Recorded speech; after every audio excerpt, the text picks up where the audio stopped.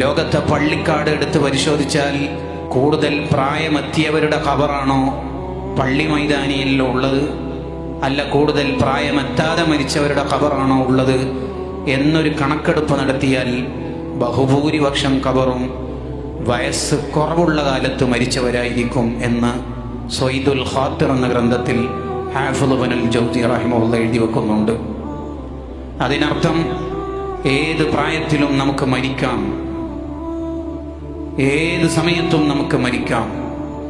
ആ മരിക്കുന്ന നിമിഷം അല്ലാഹുവിലേക്ക് യാ അയ്യതുഹൻ നഫ്സുൽ മുത്മഇന്ന ഇർജിഇ ഇലാ റബ്ബിക റാദിയതൻ മർദിയ, വളരെ ഇഷ്ടത്തോടുകൂടി അല്ലാഹുവിനെ കാണാൻ പറ്റുന്ന മനസ്സും ഖൽബുമായി നമുക്ക് പോകാനാവണം.